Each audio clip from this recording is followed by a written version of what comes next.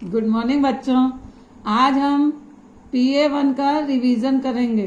PA1 exam के लिए तो उसमें हम हिंदी व्याकरण में पार्ट 1 और पार्ट 2 का रिवीजन करेंगे जो आपके PA1 एग्जाम में आएंगे। तो हम आपको बता रहे हैं कि कैसे टाइप के आपके क्वेश्चन आ सकते हैं। जैसे ये हम लोगों ने पढ़ा पार्ट 1 क्या है, हमारी भाषा, भाषा का महत्व, भाषा क्या है, ये दिया ना। तो आपको ये पूछ सकता है कि बोलना, पढ़ना, सुनना, समझना और क्या है। तो ये ऑप्शन में भाषा आ जाएगा या लिपि रहेगी, तो उसमें से आपको एक टिक करना पड़ेगा। भाषा, भाषा सही आंसर होगा तो इसको टिक कर लेंगे आप सही आंसर में। फिर देखिए, फिर आगे भाषा के रूप पूछ सकते हैं कि भाषा के कितने रूप होते हैं। तो भाषा के 2 रूप होते हैं। तो ऑप्शन में दिया रहेगा 2, 4, 3 जो भी, तो उसमें से आप 2 को टिक करेंगे कि 2 रूप होते हैं। ऐसे जब हम बोलते हैं और दूसरा उसे सुनता है तो वह कौन सी भाषा होती है, ऐसे टाइप के भी क्वेश्चन आ सकते हैं। तो अपन लिखेंगे क्या, मौखिक भाषा। 2 ऑप्शन रहेंगे, मौखिक और लिखित, क्योंकि भाषा के 2 ही रूप होते हैं। तो आप मौखिक में टिक करेंगे, किसमें, जब हम बोलते हैं और दूसरा उसे सुनता है।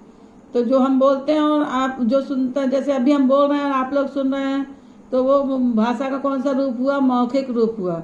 तो उसमें अपन मौखिक में टिक कर देंगे।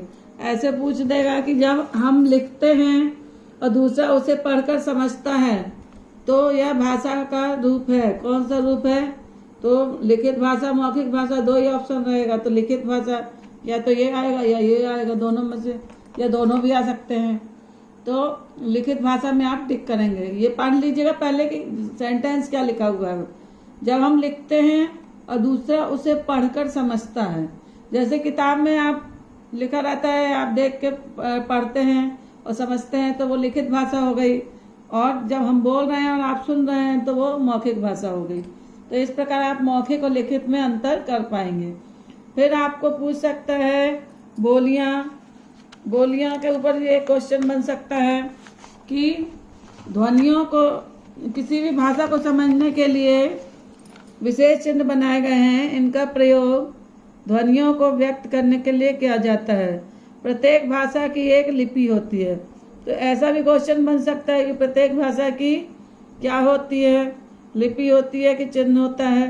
तो आप लिपि में टिक करेंगे कि प्रत्येक भाषा की एक लिपि होती है। ध्वनियों को लिखने के लिए प्रयोग किए गए चिन्ह क्या कहलाते हैं, लिपि कहलाते हैं। इस टाइप का भी बन सकता है क्वेश्चन।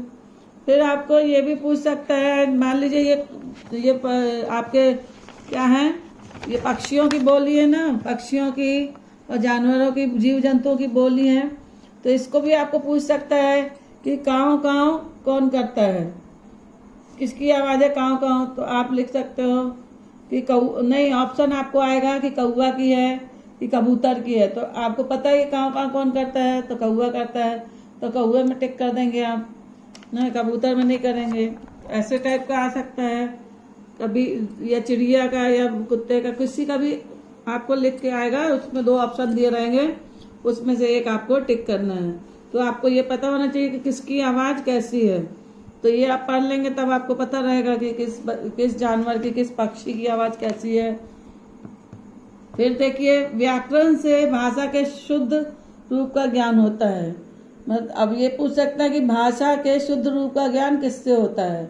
2 ऑप्शन रहेंगे, व्याकरण से कि कुछ और लिख देगा, भाषा से या लिपि से, कुछ से भी लिख देंगे। तो उसमें आप व्याकरण को ही टिक करेंगे कि व्याकरण से भाषा के शुद्ध रूप का ज्ञान होता है। इसके लिए आपको इसको पढ़ना पड़ेगा। इस लेसन को अच्छे से पढ़ लीजिएगा, समझ के 3-4 बार पढ़ेंगे तो आपको पूरा समझ में आ जाएगा कि किसमें क्या आएगा। इससे पूरा पढ़ना है, आपको खुद से करना है, मम्मी पापा से पेपर नहीं करवाना है आपको।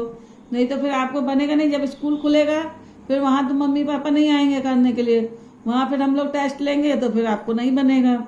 इसलिए आप इस लेसन को रीड करेंगे तो आपसे पूरा बन जाएगा। तो बहुत अच्छे से लेसन रीड करिए और उसकी एक्सरसाइज जो अभ्यास कार्य है उसको पढ़िए। बस उसी में से आपके क्वेश्चन आएंगे और सब बन जाएंगे आपको। बस आप अच्छे ध्यान से पढ़ेंगे तब।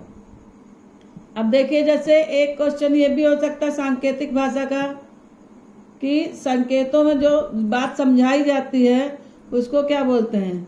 संकेतों द्वारा अपनी बात समझाई जाती है उसको हम बोलते हैं सांकेतिक भाषा। जो सांकेतिक भाषा रहती है उसको कैसे समझाते हैं? संकेतों द्वारा समझाते हैं। इस प्रकार के आपके क्वेश्चन बन सकते हैं।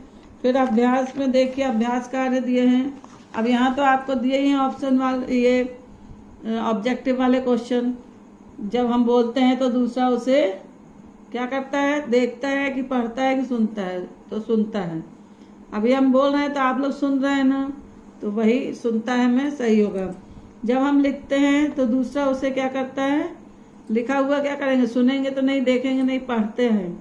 लिखा हुआ पढ़ते हैं ना अपन, बुक में लिखा रहता, कॉपी में लिखा रहता तो पढ़ते हैं उसको, तो इसमें पढ़ता है आएगा। व्याकरण से हमें क्या होता है? ये देखिए दिया है क्वेश्चन, ब्लैंक दिया है। भाषा का ज्ञान होता है कि लिपि का ज्ञान होता है कि भाषा के शुद्ध रूप का ज्ञान होता है? तो व्याकरण से हमको भाषा के शुद्ध रूप का ज्ञान होता है। अगर व्याकरण नहीं रहती तो हमारी भाषा समझ में ही नहीं आती और सब गलत हम लोग बोलते या लिखते, नहीं समझ में आता कुछ। तो व्याकरण के कारण ही भाषा को शुद्ध किया जाता है, शुद्ध रूप होता है व्याकरण से। इस टाइप का मान लीजिए। अब ये क्वेश्चन इस पर भी बन सकता है कि रोहन रेडियो पर गाना सुन रहा है, तो ये भाषा का कौन सा रूप है? तो गाना सुन रहा मतलब सुन रहा, तो क्या? तो मौखिक रूप हुआ सुनना। या गीता कॉपी में लिख रही है तो कॉपी में लिख रही है तो लिखना क्या हुआ? आपका लिखित रूप। ऐसे टाइप के भी क्वेश्चन बन सकते हैं। इसलिए आपको ये अभ्यास कार्य भी पढ़ना है अच्छे से और लेसन को भी अच्छे से पढ़ना है 3-4 बार, तब आपको सारे क्वेश्चन का आंसर बन जाएगा। फिर आगे देखिए सेकंड चैप्टर में, इसमें भी पूछ सकते हैं वर्ण के कितने भेद होते हैं? तो लिखा रहेगा 1, 2, 4, तो आप किसमें करेंगे? 2 में टिक करेंगे। मान लीजिए पूछा स्वर कितने होते हैं, तो स्वर कितने होते हैं? 11 होते हैं, तो आप 11 में ही टिक करिएगा। जहाँ 11 लिखा रहेगा उसको टिक करेंगे। 11 जो इंग्लिश में बोलते 11, हिंदी में 11, इसको आप टिक करेंगे। यहाँ देखिए ये जैसे वह छोटी से छोटी ध्वनि जिसके और टुकड़े ना हो सके उसे क्या कहते हैं? तो वर्ण कहते हैं। ऐसे टाइप का वर्णों का व्यवस्थित समूह क्या कहलाता है? वर्णमाला कहलाता है। ऐसे टाइप के क्वेश्चन बन सकते हैं, तो इसको अच्छे से आप पढ़ेंगे और इस लेसन को भी अच्छे से पढ़ लीजिएगा और उसकी एक्सरसाइज भी अच्छे से पढ़ना है आपको। यहाँ देखिए दिए हैं कुछ क्वेश्चन कि वर्णों के व्यवस्थित समूह को कहते हैं। तो व्यवस्थित समूह को क्या कहते हैं? वर्णमाला। वर्ण नहीं कहेंगे, वाक्य नहीं कहेंगे, वर्णों के व्यवस्थित समूह को वर्णमाला कहते हैं। फिर ख देखिए जिन वर्णों का उच्चारण स्वतंत्र रूप से होता है वे कहलाते हैं। देखिए वो क्या कहलाते हैं? स्वर। स्वर का उच्चारण क्या होता है? स्वतंत्र रूप से होता है, इसको किसी की सहायता की जरूरत नहीं होती है। लेकिन व्यंजन को इन स्वरों की सहायता लेनी पड़ती है। जिन वर्णों के उच्चारण में स्वरों की सहायता ली जाती है उन्हें कहते हैं व्यंजन। व्यंजन बिना स्वर की सहायता लिए नहीं बनता है और स्वर को किसी की सहायता की जरूरत नहीं होती है, वो स्वतंत्र होता है, उसका उच्चारण स्वतंत्र रूप से होता है। इसलिए ये उच्चारण स्वतंत्र रूप से जिसका होता है उसको क्या कहते हैं? स्वर कहते हैं।